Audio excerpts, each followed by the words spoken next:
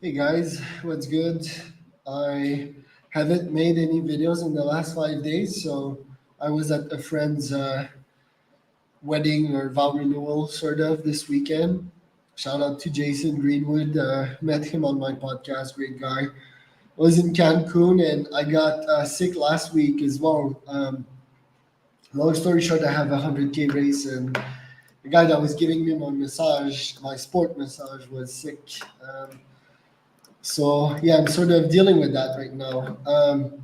I have a quick campaign I want to show you that is simple as it is elegant, and I've talked about that extensively. You guys might already know about these things, but this here, so it's low AI campaign, right? I used an AI to score their podcast idea and I link it in a cold email, right? CEOs and founders.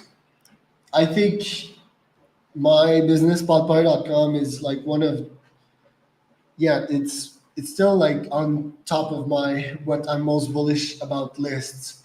Everyone wants to start a podcast nowadays, right?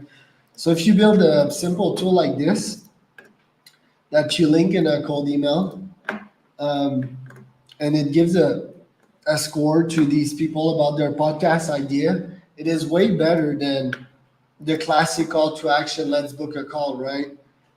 I almost do not use the call to action, let's book a call nowadays. I prefer, can I send you more info? I prefer, a link to a GPT like that. So, what is stopping you from creating a GPT? It's so simple. You go on chatgpt.com and you go in the GPTs section, so slash GPTs, right?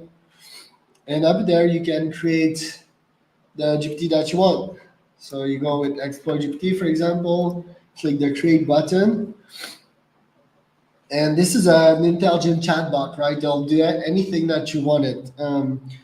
So it could be like rate your AdWords ads, right? If you're an AdWords agency, it could be rate your financial IQ if you're fintech, for example. So you can configure it. Me personally, I love to use Claude to write prompts to do what I want to do. And it's as simple as create a prompt for a GPT I'm creating to score their podcast idea. And Claude returns a pretty decent prompt here. Um, so you copy this and you paste it in the GPTs here. You put it a little logo and all of that.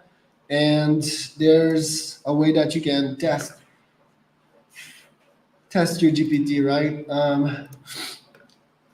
You can trial and error it. So here on the right side, you can test the final version. So I want my podcast score, and here you can modify what it does on the left side. So it's quite simple. On one side you modify the GPT, and on the other you test it, right?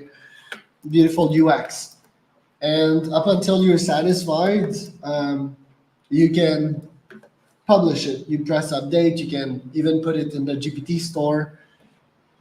And yeah, people when they see that GPT, they see my name and they see my LinkedIn and Twitter handle. So yeah, it's like related to it. And once I get my score, like let's say ceowisdompodcast.com, so it has the feature to go on the internet and to give you a score. I prompted mine to share a Calendly link, right? So that even if they test this and they decide to stay in that window and not the cold email here that I have, um, they will have a call to action to meet Charles. Meet Charles. So it sends this Calendly link at the end, right? So for example, CEOs host is Charles Cormier daily pod. It's a trinket, right? It's fun. It's different, right? You can make it very very good though if you prompt it the right way. And yeah, I just want to show you that it finishes by mentioning book a call with Charles. And the point here, guys, again, is that you send a cold email to these people and you link your podcast idea scoring GPT or whatever GPT you create, right? And people being enticed with AI, I see they're early adopters, they love AI, and they love different, right?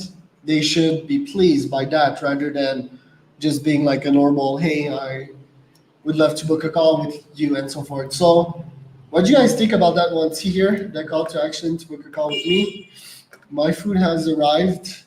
So, do you have any questions about that? If you do, just reach me on LinkedIn.